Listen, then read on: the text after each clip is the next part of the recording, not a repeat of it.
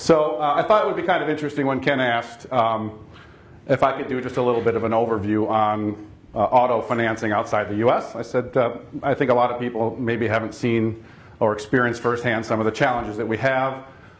Internally, I always tell everyone it's a simple business. You heard me say archaic before, but auto financing, generally speaking, when you boil it all down, it's a simple business. You start from the bottom, you got borrowing costs, you have losses, expenses, and then you just got to charge enough money to make money, right? When you boil it down from that perspective, it's pretty simple. I spent a little bit of my background. I spent 20 years in North America at GMAC, and then GMAC became Ally, and then GM Financial, under the GM umbrella, bought back the international business units of Ally. So I've been with the same company for 20 years, but it's changed 3 times. So when I came from North America and had the opportunity to go international operations, I think we were on a little bit of a movie theme this morning. I thought this was a pretty good one, An American in Paris, kind of from a title line. It says something about coming maybe outside of your comfort zone and going into a foreign culture and a foreign market. Has anybody actually seen this movie? Academy Award winner, 1952. Beyond the headline, I thought about, does this really work? Because I watched the movie, and around this time of year when the Oscars are coming out, they always on TMC start showing all the old Oscar winners. So I said, this one won the Oscar, I think it was 1952, and it's a pretty good movie. It's about a guy post-World War II, an American, living in Paris. He's an artist, and he falls in love with a French woman. And, of course, she's in love with another guy already. So the movie goes on, and there's all the travails of other women and what have you. And at the end of the movie, the one, the target of his affection, leaves with her fiancé. They're going to go to the United States. And then there's, I'm not kidding, a 20-minute dance scene where Gene Kelly's out there. He dances for 20 minutes around Paris, and then she comes back to him. I'm like, what the hell just happened? I don't understand this movie. So it's probably not a good example of going into foreign markets and saying, what the hell just happened? But I think we'll just stick with the title. I just wanted to share that. So a little bit about GM Financial from an IO perspective. We're in 18 countries. We used to be, back in the day, I'd say GMAC, over 40. We exited during the crisis a number of markets. We service 5,300 dealers, and we've got about $30 billion in assets. And we talk outside North America, Mexico is in the international space. So you can see the countries we've got, a pretty good footprint in South America, really good footprint in Europe. And in Asia, it's probably primarily China, which, as we all know, is the biggest auto market in the world, 25 million cars a year. I figured I'd talk a little bit about the business challenges first of being an international operation. First thing you have to consider with some of these markets is the size. So when you're talking about China, it's huge, right? It's big scale, you can invest. And then you go to a country like France, where GM under the Opel brand has 3% market share. And we do less than 1,000 contracts a month. And trying to set the infrastructure and deal with the dealers in those markets and the challenges that they have. And as a captive, you look at the manufacturer position as well. Do they have big market share? I just mentioned 3%. In China, it's huge. Question is, who knows what the #1 GM selling brand is in China? It's Buick, right? And nobody would, generally speaking, nobody thinks that. It's Buick. And that's the reason Buick got saved during the crisis and the bankruptcy, was because of China. It's a huge market, and GM has a very good share there. The products that we sell. In Europe, we go to market under Opel. It's Vauxhall in the UK. In South America, it's Chevrolet. Mexico, it's all the brands that we have in the US. Same thing pretty much in China, right? But then it's the types of cars. In Europe, in the US, we have a very strong affinity towards European cars and the styling. But most of the cars in Europe are basic. Stick shifts, no frills like we have here in the US. In South America, they're all small cars. And the Chevrolet brand Sparks and Sails, right? The little Korean cars that get imported into South America. And trying to establish the thing. Then you have the dealers, right? The dealers are all different. There are 6 dealers in Chile, right? So you can get them all around one table, right? So it's GM dealers. So these are all the things that you have to balance out from the business side. And then you've got developing countries versus developed countries. And there's something called the dark market, right? Where you're trying to do business with people that don't have fully documented income, right? So unofficial employees, unofficial workers. Mexico's like this. A lot of people are not getting paid in the normal system. You can't go to the tax records and find actually income. So just challenges as a business in financing and trying to do that. We have regulators here in the US. There are regulators in every market. Some of them are very much in your business. So in Germany, very much BaFin is the regulator there. We're actually go to market as a bank in Germany and a little bit throughout Europe. They're very much in our business as you have it here, maybe not as captives per se. Maybe now that we have the CFPB, it's a little bit different. Those of us that went from a captive to a bank really understand the impact a regulator can have. And maybe we're all as an industry now in the US starting to understand it with the CFPB. Then there's Basel II regulations, so there's European risk regulations as well that we need to be cognizant of. Culture is an interesting one from a financing perspective, and I highlight China here because it's not common in Asian culture to borrow money, right? So the average cash buyers are 85% of the market in China. Just an interesting, so the market, the wallet as we call it, is pretty small. I always talk about language, and my colleague here, Juan, is from Colombia, works with me in Detroit as well. Chile and Mexico, they all speak Spanish. I don't speak Spanish at all, but Juan tells me he can't understand the people they're from Chile in the language that they speak. So those are also challenges from a business perspective that we need to balance. Competition, we all have competition here in the States. In some markets it's very fragmented. Some markets it's very consolidated. So from our perspective, Australia, GM goes to market under Holden. We don't operate there because the banks are so strong and very few that it's hard to make money in that. In the old days, we would go into a market wherever GM asked us to go. If they wanted us to go, we were in India at one point in time. Today, we want to make sure that we can actually make money doing it, and not just to support the manufacturer, which clearly is our #1 priority, but we want to make sure we're getting the proper returns. In some markets, you have dealer associations that actually do financing. Right? They have their own financing companies, so you're competing with that in their very dealerships. From a North American perspective, the scale, I talked about it earlier. We used to spend $100 million on a project in North America. I've kind of accustomed myself to dropping a digit, so 10 million is a big deal. If it was 10,000 contracts in North America, 1,000 is a big deal. And it pretty much works as far as everything we talk about, people, marketing budgets, what have you.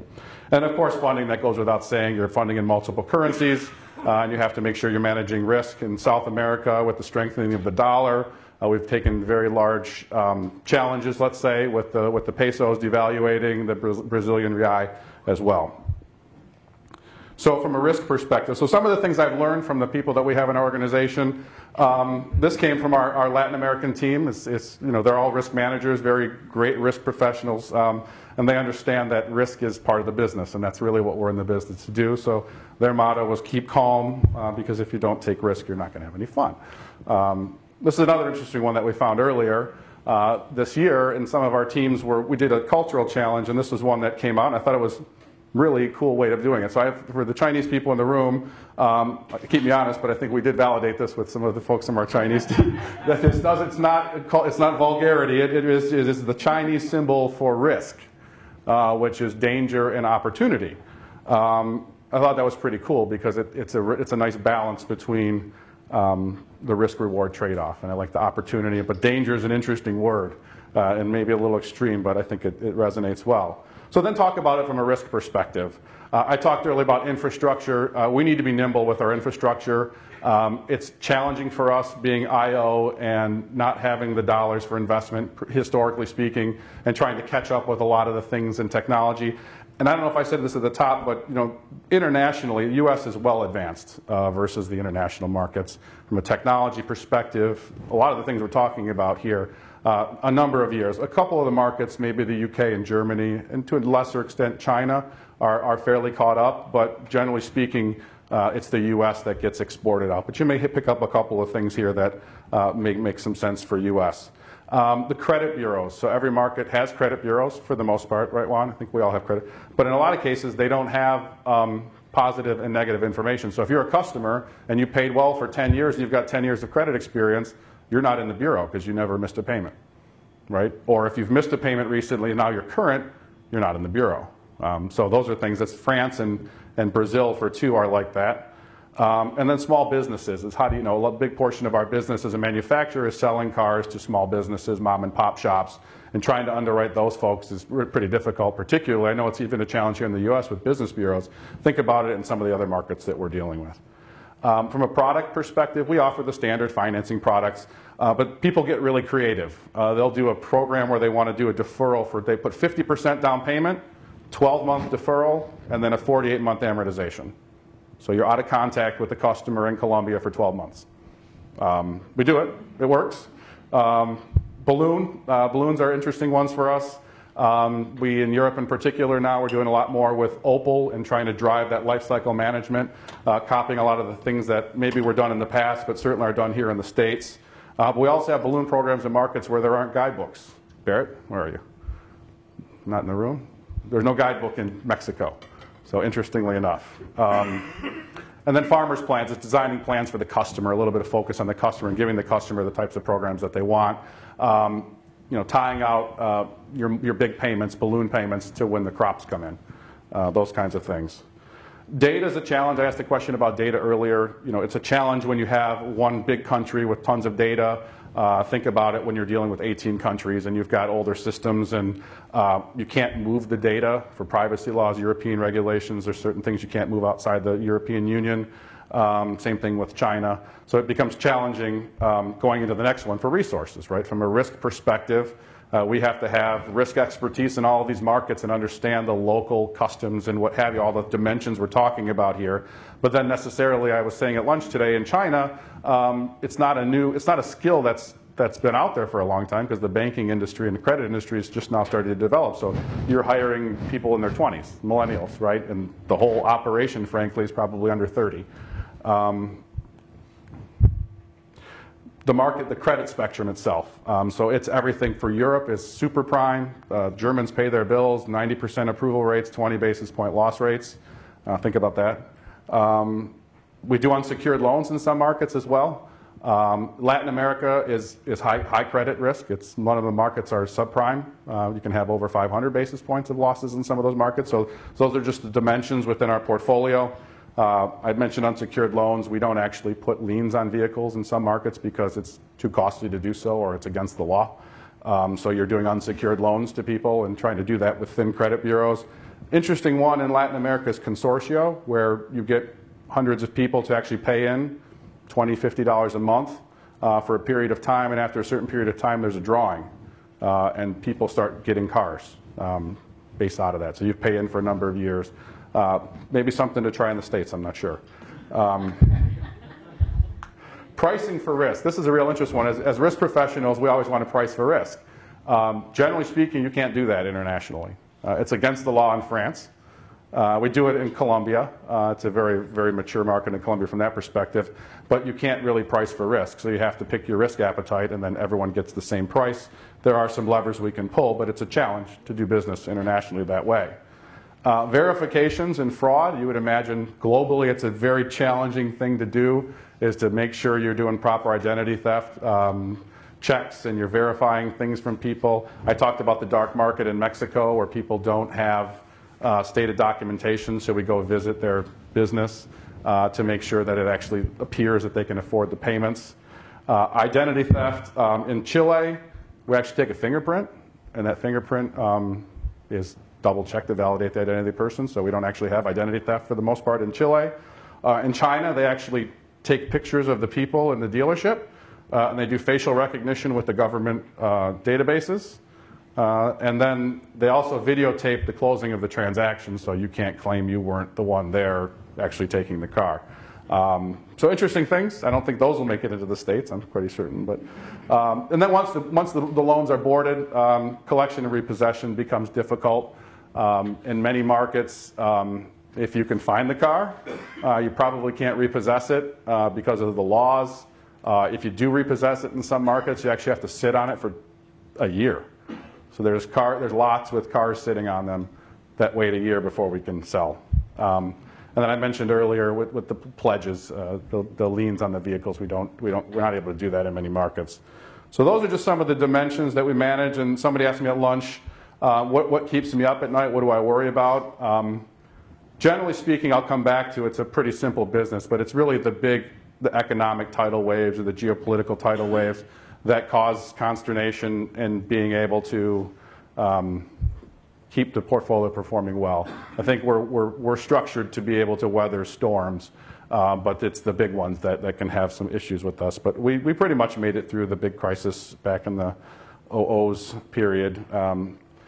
But look forward, some of the things that we've talked about here today, certainly obviously most of it coming out of the US, but GM just took a big position in a company called Lyft, which is a competitor to Uber. And I think the vision there is self-driving cars, picking people up, take out 80% of the cost, which is the driver. Car sharing, another one, big in Europe, in the big cities as well. Some of the new products that we're dealing with unsecured loans and some of the demands from some of the markets. Again, the small numbers for international, they add up. When you put them all together, it becomes a big part of the business. And then mobility, this is one, I asked some questions this morning about mobility and just understanding, again, in the US, now multiply all this times 18 different countries and try to manage this type of maybe a change in the way people do business and the way the customers interact with their finance companies and with their dealers, and trying to manage that across all of the dimensions. It's pretty mind-boggling. It's actually kind of fun, I'll say as well. So I come back to, it's at the end of the day, it's a simple business. I go back, it's from a risk perspective, our focus is here, right? Credit losses, and just if you can make a reasonable prediction, right? If people are going to skip and you have a high skip rate, and in China the skip rates are pretty high because they sell the cars and you can't take it from the person they sold it to. Just so you get really high skip rates, but you price for it, right? You just have to, you're as good as your predictions are. And we have people like Juan in our organization that are exceptional risk professionals, and they really do a good job on managing these particular lines and keeping us on the right side of the ink, the right color of the ink and the black. So.